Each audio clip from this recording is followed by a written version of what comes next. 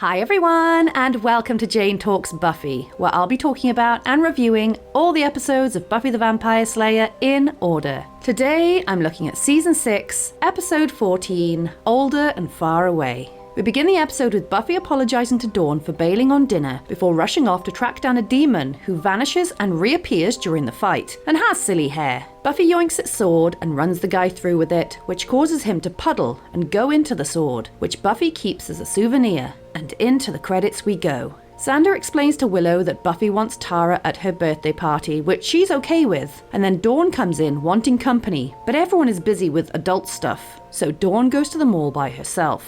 She gets home and unloads all her stolen goods, including a sweet jacket, and the next day she's called out of class by Halfrek, who is worried that her grades are slipping, and offers to help. So Dawn says she wishes everyone would stop leaving her. Whoa, look at that sweet Buffy buffet! Buffy says she's invited her co-worker Sophie, and Anya reveals that they've also invited a guy for her. Awkward. Oh look, Tara's here! She asks if Spike is coming, and Buffy says no, while Willow gussies herself up and comes downstairs, where Buffy makes a quick exit and they have a really awkward conversation. Spike does show up, with Clem in tow, and Xander introduces Buffy to Richard, much to Spike's annoyance, and he asks about Clem. Tara winds Spike right up. I'm not a very good judge, but I think he seemed cute.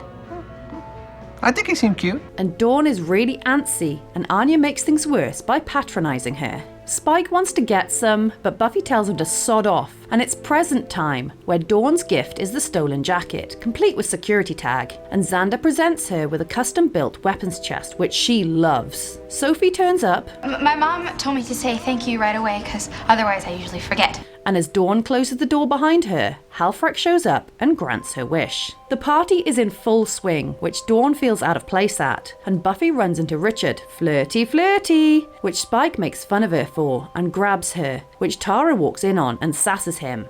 A muscle cramp? In your pants? What? It's a thing. The party turns into a game night, my kind of party, except Monopoly is the devil, and Tara sasses Spike again. How's that cramp, Spike? Still bothering you? What? Oh, yeah. Maybe you want to put some ice on it. God, I love Tara. And when morning comes, Richard says he has to go to work. He doesn't leave, however, so Spike threatens to eat him, and Buffy yells at him. We do not joke about eating people in this house. Which Spike argues about. Tara and Willow both mention that they want to leave, but also don't want to, and in trying to storm out, Buffy and Spike discover that they can't physically approach the door. They regroup and realise that none of them can leave, and they all talk about places they need to get to, except Sophie is happy not going to work, and Clem is also cool. Dawn is mad that everyone wants to leave her and storms off, so they follow her, asking if she's done something, which pisses her off further. God! I didn't do anything! But she says she's glad they're all trapped. With the phones down, Buffy says they need to do a spell, which Tara volunteers for, and Willow admits she still has some supplies stashed in the house. Bring me what you have.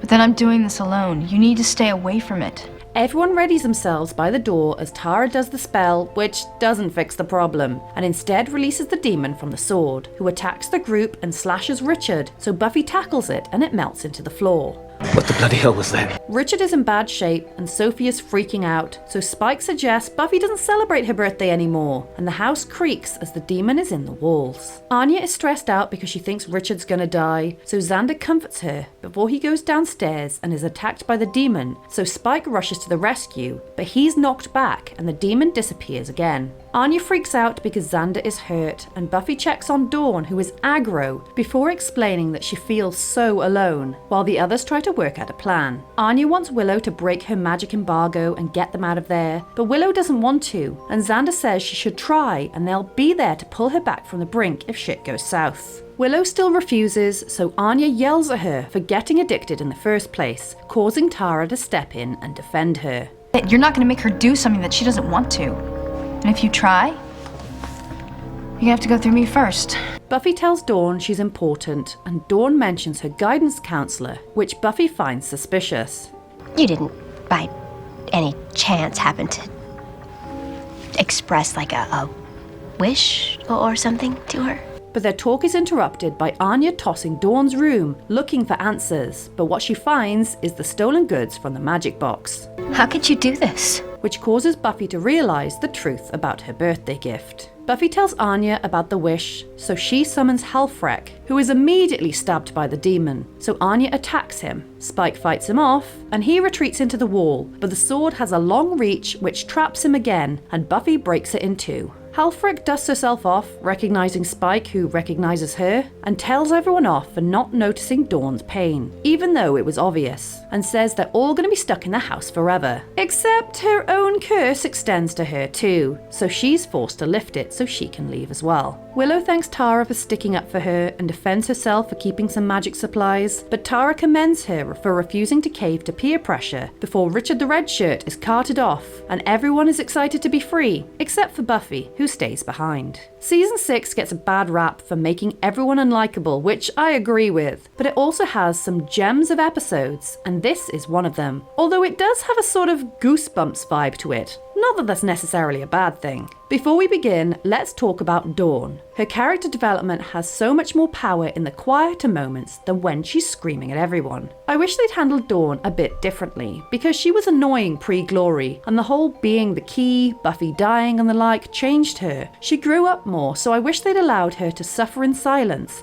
to put on a brave face and say everything is fine, as everyone left her again and again, had her shoplift as a way to cope, try talking to Buffy but she's busy, and end up making the wish that traps them all in the house. Cut out the random aggro outburst that undoes her character growth, because I can sum the problem up in one instance. Dawn loses her shit because Buffy and the others want to find a way out of the house and takes it as a personal attack. But no normal person, no matter how much they've been through, would react that way, because clearly people don't want to be trapped in a cursed house in a dangerous situation. Especially when one of those people is your sister who literally died saving your life because she loves you so much. Yeah, I have a problem with Dawn's betrayal. Anyway, this episode is fun because it becomes a bottle episode and includes non-main characters that add to the humour, like Clem, but it's also a really good episode to check in where people are at character-wise. It's hard to describe exactly where she's at, but she's kind of unhinged, kind of standard Anya really. But while she's accused Xander in the past of not siding with her, he full-on agrees with her, even trying to push Willow into doing magic, and he says something important. He says that they will pull Willow back from the edge if she goes too far, which is exactly what he will do come the season finale. Tara is an absolute queen and is the heart and soul of this episode. She's there to support Buffy and sasses Spike down on several occasions, and despite their history, stands up for Willow against Anya, repeating a beat from the episode Family. Spike annoys me with his constant creepy horniness, but to be fair to him, he keeps running into danger, fighting the demons and protecting everyone, so he hasn't lost his essence. Finally, Buffy closing that door at the end while everyone else leaves speaks volumes for her character to hear and see the problem for the first time. We have one demon death, this guy that couldn't hide in the wall fast enough to avoid a good stabbing, bringing our running total to 5 humans, 19 vampires, and 20 demons. So there you have it.